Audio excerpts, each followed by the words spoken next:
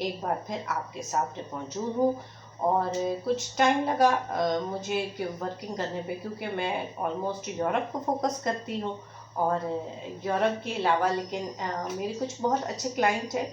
Obviously मैं यहाँ नाम तो नहीं लेना चाहूँगी, क्योंकि कुछ लोग नहीं पसंद करते हैं कि उनका नाम जो है वो सामने किया जाए, लेकिन कुछ हैं ऐसे मेरे बहुत प्यारे हैं, तो वो मेरे क्लाइंट ही, बट उनका मेरे साथ जो है वो जस्ट लाइक अ फैमिली जैसा रिलेशन है।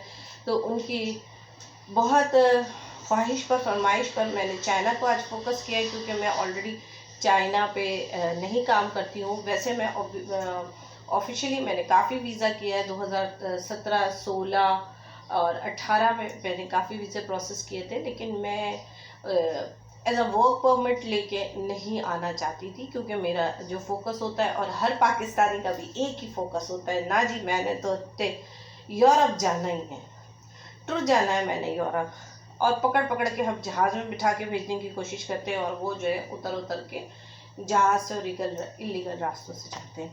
खैर किस्सा मुख्तसर ये है कि आज हम बात करेंगे चाइना की। मैं चाइना की कोई बैकग्राउंड, कोई हिस्ट्री, कोई बायोग्राफी नहीं बताऊंगी आपको। मैं डायरेक्टली कंसिडर करूंगी और कंसंट्रेट करूंगी चाइना के जेड वीज़े पे। चाइना का जेड वीज़ा आखिर है क्या? सबसे इम्पोर्टेंट चीज़ तो ये है कि चाइना का जेड वीज़ा है क्या, और चाइना के जेड वीज़े से हमें फ़ायदा क्या हो सकता है। तो ऑलमोस्ट हर घर में से कोई 2 अफराद ऐसे ज़रूर होते हैं जो चाइना गए भी होते हैं, और उनका चाइना जाके काम करने का बड़ा अच्छा एक्सपीरियंस भी रहा होता है। तो come to the point, start the topic. और सबसे पहले तो मैं अपने तमाम व्यूवर्स, जो मेरी फैमिली है, जो कि मेरा महका है, और जो मेरे बहुत चाहने वाले हैं, मैं आप लोगों को दिल की गहराइयों से खराज तहसीन पेश करती हूँ। आप लोगों का बहुत बहुत शुक्रिया अदा करती हूँ कि माशाल्लाह मेरे ओरिजिनल 1000 सब्सक्राइबर हो चुके हैं। क्योंकि मैंने आपको पहले भी 1-2 और भी प्रोग्राम में ये चीज़ आपको नोट डाउन कराई थी कि लोगों ने मुझसे कहा था कि जनाब हम आपके जो हैं वो पेड और मॉडरेटर्स जो है वो आपको व्यूवर्स दे सकते हैं, लेकिन I am not interest like this. मैं खुद सोशल मीडिया ट्रेंड हूँ, तो मुझे इस किस्म के जो वो कहते हैं ना चुटकुले पसंद नहीं आते हैं, क्योंकि मुझे सुनने वालों का एतमाद है, चाहे वो पाकिस्तानी हो, चाहे वो इंडियन हो, चाहे वो नेपाली हो, श्रीलंकन हो, all over the world they give me a lot of trust. और हमारी गाड़ी आज जो चल रही है, और आज जो मैं यहाँ बैठी हुई हूँ मुख्तलिफ कंट्रीज़ को लेके, जस्ट बिकॉज ऑफ यू, सिर्फ आपके दिए हुए उस एतमाद की बात कर रही हूँ। और वो भी वो एतमाद जो इंडियंस मुझे देते हैं, वो मेरा ऑफिस नहीं देखने आते, ठीक है। वो एतमाद जो मुझे श्रीलंका, नेपाली और डिफरेंट कंट्रीज़ के लोग मुझे देते हैं।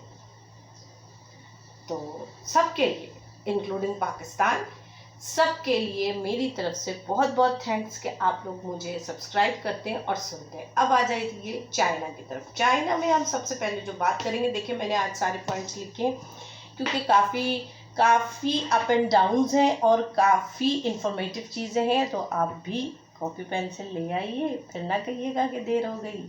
तो जनाब शुरू करते हैं सबसे पहले कि चाइना में वीज़े कौन कौन से होते हैं। Now consider how many visas in China. China में होता है G visa, D visa, F visa, G visa, C visa, D visa, F visa, G visa, J1 visa, J2 visa, L visa, M visa, Q1, Q2, R, S1, S2, X1, X2 and last G visa, जो आज हमारा major topic है। इस video को लाजमी last तक देखिएगा। वैसे तो मेरे तमाम व्यूवर्स देखते हैं, ये मुझे अंदाज़ा है। नंबर 1 सी वीज़ा जो होता है वो आपका टेंटेटिव वीज़ा होता है। जो जी वीज़ा होता है वो ट्रांजिट वीज़ा होता है। जो X2 वीज़ा होता है वो स्टूडेंट वीज़ा होता है, लेकिन उसमें लेस देन 180 डेज स्टूडेंट वहाँ क़याम कर सकता है। और X1 जो होता है वो लॉन्ग टर्म होता है, यानी 180 दिन से ज़्यादा का क़याम वो चाइना में कर सकता है। अब आ जाइए जल्दी से हम जी वीज़े पे आ जाते हैं। जी वीज़ा बेसिकली वर्क परमिट है, और वर्क परमिट भी ओपन वर्क परमिट है। और ये जी वीज़ा, इसको नाम कैसे मिला, इसमें 2 चीज़ें आपस में मिली हुई होती हैं। एक है आपका वर्क परमिट, और दूसरा है आपका सबसे इम्पॉर्टेंट चीज़ रेजिडेंट परमिट। जब वर्क परमिट और रेजिडेंट परमिट को मिलाया जाता है, तब ये जी वीज़ा जो है वजूद में आता है, ठीक है। ये हो गई। अच्छा, अब बात ये आ जाती है सबसे पहले कि वर्क परमिट के 3 स्टेप होते हैं। एक स्टेप आपका पाकिस्तान में होता है और रिमेनिंग 2 स्टेप्स जो होते हैं वो आपके चाइना पहुंच के होते हैं। जो 2 स्टेप चाइना पहुंच के होते हैं वो ये होता है कि आपका रेजिडेंट अप्लाई होता है और रेजिडेंट मिलने के बाद आपका वर्क परमिट जो होता है वो उसकी ड्यूरेशन को बढ़ाया जाता है 2 साल 3 साल, और आपके अपने ऊपर है कि आप कौन सा बिजनेस करते हैं या कौन सा काम करते हैं, उस कंपनी के साथ आपका कितने सालों का मुआहदा होता है। जनाब, सबसे नंबर 1 प्रोसीजर नंबर 1 ये है कि जो वीज़ा आपको मिलेगा वह नवज़दी वीज़ा के नाम से, वो ज़ीरो वीज़ा कहलाता है। ठीक है, सिंगल एंट्री होती है, उसमें आप दोबारा नहीं जा सकते, एक दफ़ा ही जाएंगे और उसके ऊपर लिखा हुआ होगा ज़ीरो वीज़ा। ठीक है, अब आ जाइए कि सबसे पहले हम करते क्या है। सबसे पहले ये होता है कि आपका जो है वो इनविटेशन लेटर मंगवाया जाता है। एक कंपनी को ऑथराइज किया जाता है, एक कंपनी को आप अपने तमाम लीगल डॉक्यूमेंट्स प्रोवाइड करते हैं। ठीक है, और वो आपको उसके अगेंस्ट अपनी कंपनी का एक दावतनामा या एक कॉन्ट्रैक्ट भेजती है। जो कॉन्ट्रैक्ट भेजती है उस कॉन्ट्रैक्ट को हम इनविटेशन लेटर भेजते हैं।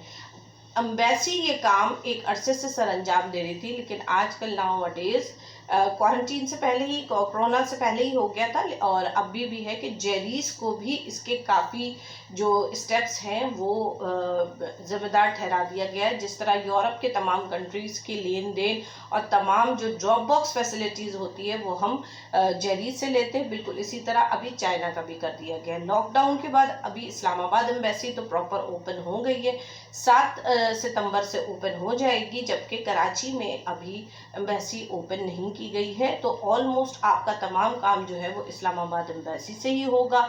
और जेरीज का यह है कि अभी हमारे पास कोई नोटिफिकेशन नहीं आया है कि कराची जेरीज इन्वॉल्व होगी डॉक्यूमेंटेशन के लिए या नहीं होगी। जैसे ये आएगा तो इंशाल्लाह मैं आपको या स्टेटस पे लगा दूंगी या फेसबुक पे डाल दूंगी या इसी तरह मैं आपको एक छोटी सी वीडियो बना के डाल दूंगी।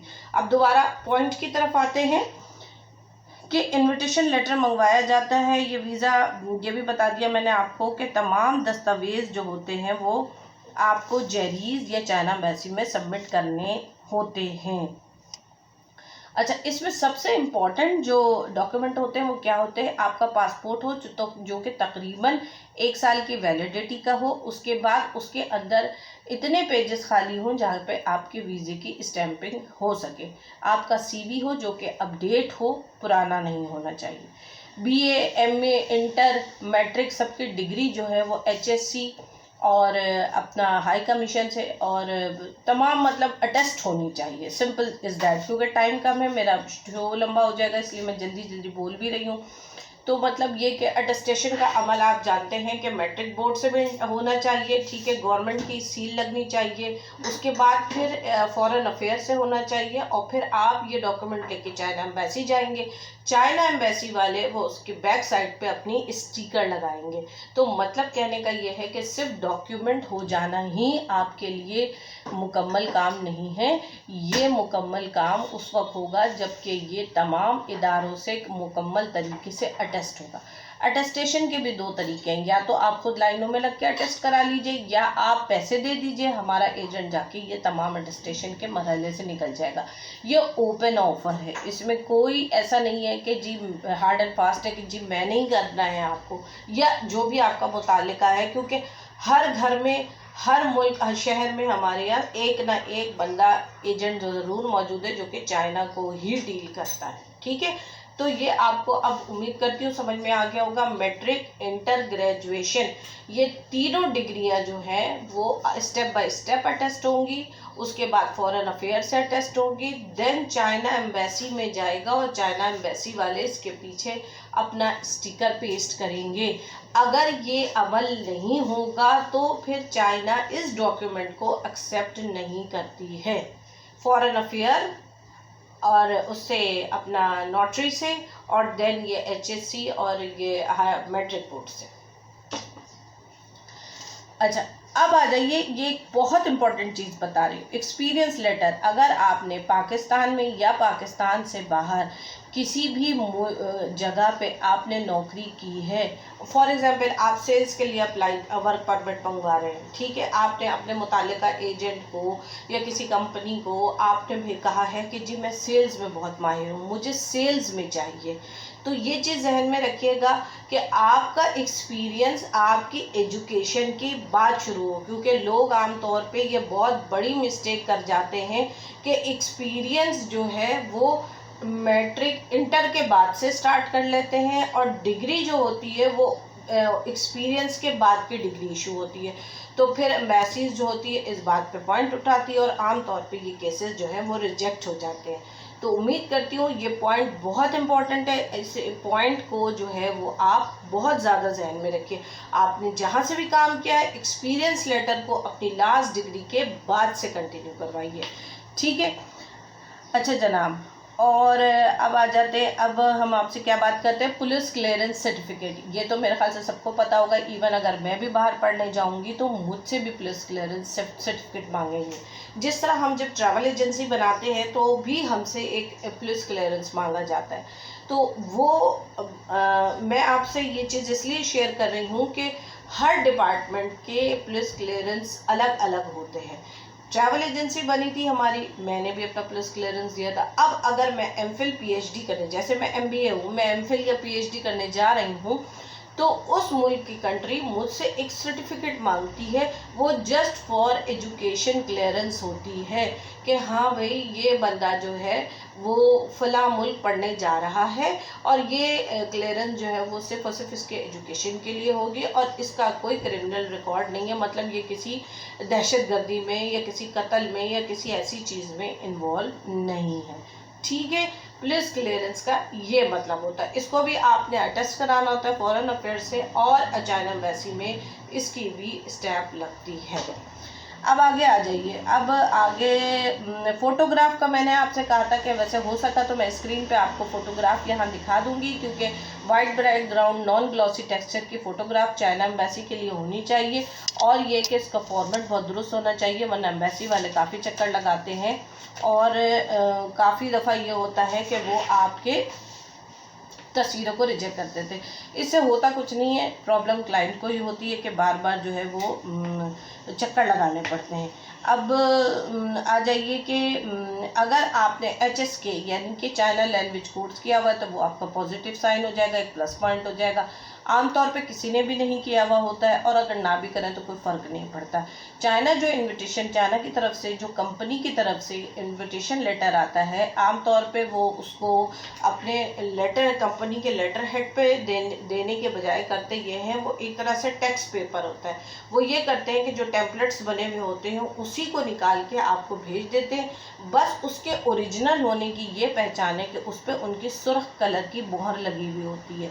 अगर वो उसकी सुर्ख कलर की मुहर रेड सील नहीं होती है तो फिर वो हमें भी शक हो जाता है। ये उन लोगों के लिए मैं बता रही हूँ जो पर्सनली अप्लाई करते हैं। जिन्होंने किसी एजेंट के थ्रू अप्लाई किया है फिर तो वो चीज़ 100% दुरुस्त होगी, क्योंकि कोई भी एजेंट, कोई भी कंपनी, कोई भी ट्रैवल एजेंसी जो है वो अपनी इज्जत एक क्लाइंट के काम के लिए बर्बाद नहीं करेगी। तो रेड सील का होना जो है वो बहुत इम्पॉर्टेंट होता है।